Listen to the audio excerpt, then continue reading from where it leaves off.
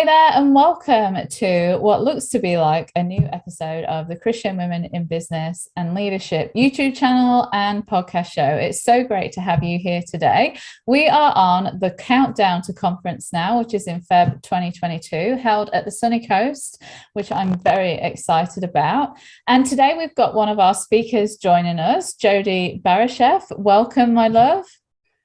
Thank you. Thanks so much for having me.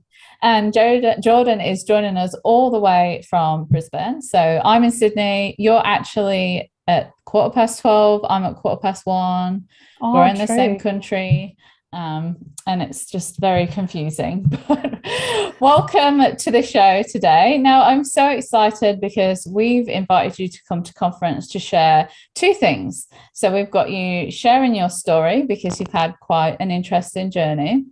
And also you run a business on the side, and you also have aspects of understanding what it's like to be a service-based business owner and an e-commerce. So you kind of bring a whole different variety of knowledge and wisdom and all bits and bobs of life as well in that. So what I would love for you to do is first start by sharing just a little bit about your story. Obviously, we don't want you to share too much because we want to hear the full bam, thank you, ma'am, at conference. And then we'll move on to some different questions. Sure, sounds good. Yeah, so I'm a graphic designer and I have freelanced for a long time. And since my oldest son, I've got 3 children, married to Dave, live in Brisbane, like you said, and I have done graphic design as a freelance position. I've worked for companies and stuff like that before. I have a real heart for not-for-profit and stuff like that. So I've done a lot of work with those sort of organizations, Christian organizations and everything. And about 7 years ago, I started an e-commerce store, which I'll share a bit more, I guess, how that happened. But I started an e-commerce store and I've been doing that for a while on the side. And just in the last probably couple of years, it's probably become a bit more of a thing. But I still, I've loved working for myself. I love that flexibility and everything like that. But so that's a bit about me and what I do. And yeah. That's cool. We were just talking before we jumped on the recorded version of how through COVID, like the day-to-day of our lives, because we work from home, hasn't really changed that much. I mean, Brisbane hasn't been through the amount of stupidity yet, hopefully not, thank you, Jesus, that Sydney or Victoria has. But I guess the blessing from working from home and adapting to that kind of lifestyle already is a blessing. Obviously, I don't have kids, so I'm not dealing with homeschooling and stuff. And I know that there's so many business owners who are just tearing their hair out or have torn their hair out and actually given up on homeschooling just for the sanity of themselves and for their kids as well, who have really struggled with that kind of environment of learning. And I do not know how they do it. I do not know how people have done it for so long. That's for sure. Yeah, for real. And like I actually have spoken to a few mums out there now who actually just gave in to homeschooling. Like they just didn't do it. They quit, if you like. And they just called their school, told them that, I can't do this anymore. The kids can't do this anymore. And there's been just such a dramatic change in their children's behavior as soon as the pressure was lifted. Like the whole family were just like relieved and the pressure was off. And so like if you got to that point, like it's okay. And I think it's good that you've called the shots when you've needed to and you've set your own boundaries rather than having someone else dictate them for you in an already stressful situation. But getting back to the podcast today. So can you share the names quickly of your 2 businesses? So I don't know if they've got separate names now. Obviously, I know one, which is All Your Beautiful Things. So Yeah. So my online business is called Honey and Gold. So that's honeyandgold.com.au. And then I have a creative business, it's literally in the middle of a transition. It was Tribe 9, which is based on, I guess, my family of origin. I'm one of 9 kids. And so that's where that name came from. And that's my freelance sort of arm. But I'm in the middle of changing that also just to be a bit more me-centric. I am only me. So just sort of wanted to take away the fact that I'm not an agency or anything like that. So just Jordan Barashef Creative. So, and it sort of just opens up that I can then use that for anything. If I want to write a book, if I want to do something, it just sort of expands it and makes it a bit more open. So I'm writing from one email and receiving from another, like it's literally in the middle of a transition. In the middle. That's always a really difficult stage. And like a builder's house is never done right. My website is not for that. Our part is not new and everything. So that's the real life. But let's just be real with this for a minute, right? Absolutely. I only got so many hours in the day. You can only do so much. So busy trying to do the work that you don't have time to often do that other stuff. So anyway. Yeah, it's so true. But I love the fact that you're changing over to your own name. Like there was a real section in time where people were like, no, don't use your own name for branding because, you need to build a brand that you can sell on or whatever. But as the past few years, social media and all the different videos has really changed that culture, because people are realizing that actually humans want to relate with other humans. And by having your own name, people are relating to you as a human. So I think it's really cool. And congratulations on allowing yourself to branch out, and like you're coming to speak at conference. So that's another thing that you can have under your own name, like makes it so much easier. Exactly. And I'm not going to sell something that is me. Like I feel like I can't help but wear my heart on my sleeve and be me. So the chances of me selling that on are probably very slim. So it's just an essentials kind of thing. It needs to be called something. So people, and it's all by word of mouth. So people find me for that arm of my business. People do just find me word of mouth or things like that, or through LinkedIn, which is under your name anyway. So exactly. It just makes life so much easier. Absolutely. Absolutely. For sure. So can you please share with us 5 tips on your craft that you'd like to share with our audience today, that they might be able to implement into their life and business? Sure. Where do you start? There's so many things. I love talking business and stuff like that. So I don't know about my specific craft. Like I think as a graphic designer, a couple of things I'd be saying to other creatives is just to create anyway. We go through as a creative, you do go through the emotions of, that block and that, what have I haven't designed anything good today. I haven't designed anything today. Is this hitting the mark? Is this not hitting the mark? I think that's just a creative's journey. I would just say journey. Create anyway and just do something and send it. So many times with clients, I wait. I'm a bit of a recovering perfectionist in that way. I want people to like it, so I'm working on it to the nitty-gritty instead of just sending it at 80% and going, what are your thoughts? So I'm a bit more confident in doing that now. Create anyway, send it anyway. So that would be my first tip for specifically creative. And definitely, again, in a world of comparison and socials and all that sort of stuff, is just something I come back to time and time again, but to run your own race, just to know what it is you want to do and your why. If that's so strong, just keep coming back to that and going, no, this is me. I'm going to look different to someone else. We look at numbers so much of other people and go, maybe if I did that, I'd have more followers or whatever. But just coming back to that, running my own race and confidence in that. So I would definitely say that. Having said that about comparison, I think my next tip would be to know your numbers, but not as a way of comparison, but just as a way to measure how you're going. Like how many people. Yeah. And I think being a creative too, I just kind of go, that's the boring stuff. It's not important. It's just about creating art, or creating, but I need to be charging the right thing. I need to make sure my overheads aren't, blowing out and things like that. So knowing my numbers has been super important. Particularly in the last 12 months, I've realized that. What's made you realize that? I had a business partner last year for my e-commerce site, and she was super good at that. And I realized the power in what it can tell me about my business. And I think I'd never really drilled down enough in each of those things to actually realize, I am growing, or that is growing. And, you sort of just get I was just going by the vibe, like, oh, that feels good, or that got a good reaction, or, like, oh, that feels good, or that got a good reaction, or, you can't run a business by vibes. So I'm feeling really good today. I made $1. Exactly. Or there's nothing wrong with making $1. Yeah, no, but you understand what I'm saying. Yeah. Oh, totally. So for me, knowing that was sort of power and helped me make decisions, I guess, and moving forward, or products that I would have, or, just being like, oh, I have to charge a bit more for that, or and just tracking even, who's on my email list. Oh, I've gained, like 60 people in this, span of time, or whatever, instead of just going, oh, I think it's on the up, or it's growing, but just actually having, boundaried, yes, this is exactly, there was 67 people added since I sent my last email, or whatever. So stuff like that.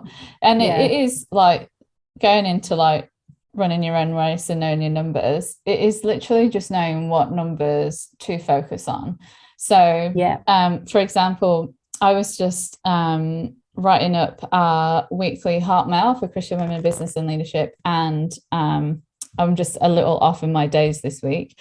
And then I was also preparing the one for the Automation Girl as well, because basically this year we've been really focusing on email marketing and video over social media. And what was really interesting is I've got a lot more, and the numbers aren't really accurate in the way anyway. I've never pushed email marketing with the Automation Girl and pushed it a lot with Christian Women in Business, just to put it in perspective. So this year I've been going, okay, now I need to start growing it for the Automation Girl. So it's only been this year that I've really started to push it. So Christian Women in Business list is a lot bigger by, I'm going to say maybe 10 times the amount than the Automation Girl. But with the weekly newsletters that we've been sending out, I've actually had a higher open rate with the lower list of the Automation Girl. So interesting. Really, really, really interesting. And I just looked at that this morning. I was like, oh, I'll just go and have a quick look and see how they're comparing. I don't try and get too bogged down, because you can go the other way and become obsessed with it. But I just thought, let's just have a look, and let's just be a bit of a geek here and see how this compares. So as I've always said, with social media, with emails, whatever, it might not necessarily always be about the bigger number of following, but who's actually interacting with you, who's actually purchasing. That's the number that we need to like concentrate on and build that up. So you might see someone with 200,000 followers on Instagram, but they're making less than $1 a day or whatever. And then you might not even have a social media account and be running $1 million business. So and you're killing it. Killing it. And you're not even worried about what a read is, or a reel, or the next algorithm. You're just killing it. So it is literally about running your own race, staying in your own lane, what numbers actually matter, and focusing on those, and not obsessing, but definitely keeping a tab, if you like, on where things are at, for sure. I love that. Sorry, number 4. Oh, number 4. I think again plays to my creative nature. It's okay. But I'm not a naturally organized person. This is again probably something to do with the numbers, but I would be like a spontaneous, I don't feel like doing that today, or I don't feel like creating that thing today, so I'm going to do this. But actually creating boundaries, I've literally only in the last month, this is kind of going to be embarrassing, gone to a digital calendar. I've always just been a hand-drawn, to-do list and a wall calendar kind of thing. I've literally gone to using my iCal and scheduling in everything. I was inspired by was a guy, was a podcast, I can't remember. He was a general in an army, and he said, if you look at my calendar, you'll see when I actually shower. He was that structured. And I'm like, I'm never going to be like that. But just to put in my calendar that this is the time I'm going to do something, and sort of be a bit more committed to it. There's still flexibility. I think working for yourself, you've still got to have some flexibility. That's the whole point. For sure. But I think my spontaneity needed some boundaries. So that's been super helpful. It's just being more organized and getting stuff done. I still love a paper to-do list, don't get me wrong. crossing those babies off is so rewarding. I love it. Yeah, I was going to say, I used to be like a huge, obviously running the automation girl, like I love like making sure everything is efficient as possible. And I do have an online calendar, and obviously all the appointments go in there, and I have the set times that people can book in. For example, Jordan booked in for the podcast today. There was set podcast times for that throughout the week. There's set times for when people want to book in for a free consult. But other than that, since we've gone into lockdown and things have just really relaxed, I've just been using like a $7 paper diary from Kmart, writing out what it is I need to do in each day, and that's been it. And I've just been so relaxed. I feel like I've gone from this crazy maniac, you know, having everything organized, being a perfectionist with it, and having that real busy, cramming in as much as you can, to the complete opposite of just being the most relaxed, like, yeah, man, like, let's just do this. If I get stuff done today, I get it done. It's like, it's so funny. I feel like I've gone from being an A-type personality to a creative. I've gone the other way. You know how people are always trying to get creatives to be more like A-types? I've gone the other way. Tag team. I've just tagged you. That's how I used to be. I'd still be fairly A-driven, like I'd be fairly driven, but just being able to, and I think it's helped giving me about, I think I could work all the time. I actually love what I do. So, but with 3 kids, I obviously can't. So actually putting in those times and being realistic, that's been the biggest change for me, because I'd be so optimistic. As an optimist, you're like, I can do all these things today. And you'd maybe get 2. Whereas if I put it in a calendar, it actually goes, that's going to take me 2 hours to probably do that project or whatever. And so then you go, oh, what can I actually really get done in my 6-hour window when my kids are at school, you know? So I think having it not just written on a piece of paper, for me at the moment anyway, and this will probably change, right? We're all flexible and adaptable. Yeah, exactly. But just to sort of give myself boundaries, I think, of going, actually, I don't need to work tonight because I've done all these things. And so, I don't know, that's been super helpful. That's just really to get good. more organized in a really practical sense. And then I would say get the proper tools for the job. Like, sometimes we don't want to spend money. I don't know. I'm like this. I'm just like, oh, can I do that? Can I afford that? But so many times you have to spend the money to earn the money. And so just to have the proper, get the industry standard for, I'm not going to use, Canva is great. If I'll use that as an example, because Canva is great. And I've used it in different work environments for different clients and stuff like that when they've got stuff in Canva. But for me as a designer, that is my profession. I should be using the Adobe, so that I'm paying that subscription and stuff like that. So it's getting the proper tools for the job, for your industry, whatever that might be, automation. Man, I need to work on that. You need to teach me your ways, SJ. But do you know what I mean? Like, I've got a subscription to that. I'm probably not using it to the best of its ability, but it's just getting the proper tools, getting a project management tool, all those sorts of things that actually help. If it helps and it helps you get organized and earn more, then pay for it, I think. So pay for those things. I love it.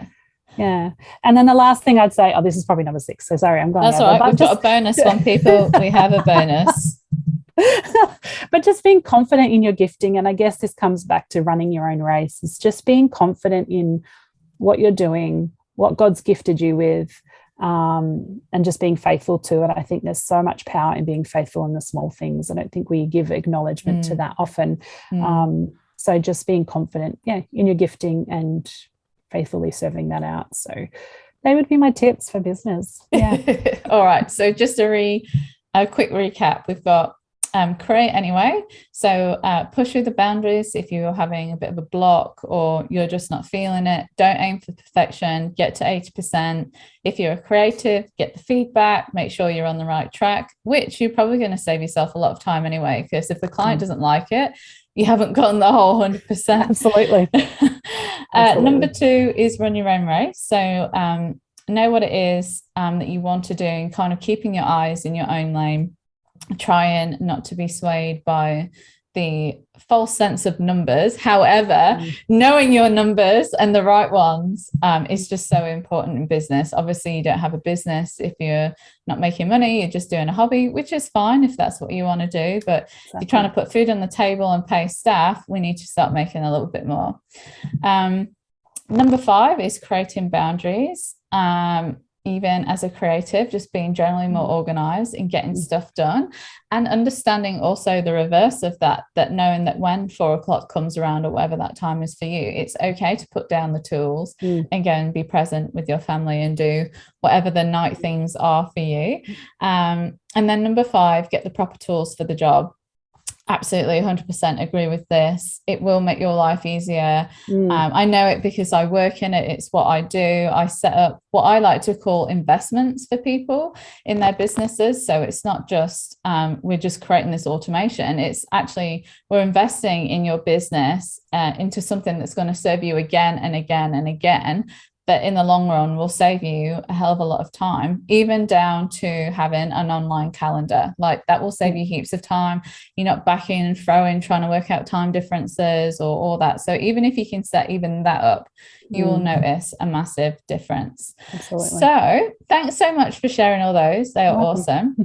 Can you share with us now, how do you incorporate God into your business? Every day. I think I consider him literally a business partner because, there's so many times, and particularly with my Honey and Gold business, which is more faith-based designs and things like that. So it's wall art and stationery and gifts and all the pretty things. All the pretty things, exactly. And so it's like, Lord, what if often that will come out, those products come out of my own personal journey with Jesus. So it is already something I've lived or God's taught me or shown me or a promise, things like that. So I think he's definitely a part of that in what should I concentrate on next. And, he'll just drop ideas. Honestly, like you're driving. It's in those quiet times in the shower and you're driving or washing the whatever. pots. Yeah, absolutely. When your mind can wander, that I think he sort of gives ideas and stuff like that. So he's done that many times, dropped ideas into my head. And then again, on my freelance side of the business, if I'm with a client, I'm like, Lord, give me an idea. I've got this block, and literally, he is there. I consider it. Yeah. I kind of assume he's going to show up. I assume that he's going to tell me something. I assume I'll get an idea and I attribute that to him. So he's definitely a part of everything. Maybe not overtly, like I'm not necessarily preaching in my freelance business or anything like that, but I feel like he's given me these gifts. I want to be faithful to it. So of course he's in the mix with me. So totally he's in there and very much a part of my everyday life. And so that's all awesome. I can say. Every day. Every day. That's great. Yeah. And what is your Bible verse for this season and why? Oh man. Again, I don't know how to I found this really hard. I really found this hard to go, what is it at the moment? But I think it's the sun. I'm spending with the world being so crazy at the moment and just so disheartening, and it's so easy to lose our peace and our joy and things like that. I've just really found comfort in the Psalms. So I do a daily devotions and stuff like that. And I just keep finding myself, the Psalms are the ones that I write down in my 10-minute journal, which I sell in my shop. But, you can buy it at honeyandgold.com.au. Right. And they will be for sale at conference as well. Yes, so Jodie's bringing, Jodie, I don't know why I keep wanting to call you Jodie. Jordan is bringing everything with her. So you can see all the beautiful merch that you've got behind you. And for sure. Yeah. So I think at the moment, and Psalm 34, probably like all of it, but there was just 2 verses that have sort of jumped out at me lately and I just keep coming back to, and it's so Psalm 34 verses 7 and then 15, it says, the angel of the Lord encamps around those who fear him and he delivers them. And just that picture of him like surrounding me and just sort of just that protection. And then the verse 15, it says, the eyes of the Lord are on the righteous and his ears are attentive to their cry. So just that he's protecting, he's listening, he is present in the midst. I think often we want things to get better before we, see what he's doing, but he's right there. And so I find that really, I don't know, that gives me peace, fills me with peace to know that, he's encamped, literally set up tent around me, like he's there, he's not moving. And so I found that really encouraging at the moment. Yeah. That's awesome. I love that. Thank you so much for sharing. I've noted You're them welcome. down. That's why I keep looking down and typing away, just so we capture everything as we go. All right. Well, we've shared where our listeners can find you, but you would be on Facebook and Instagram as well under Honey and Gold. Yeah, so mostly Insta.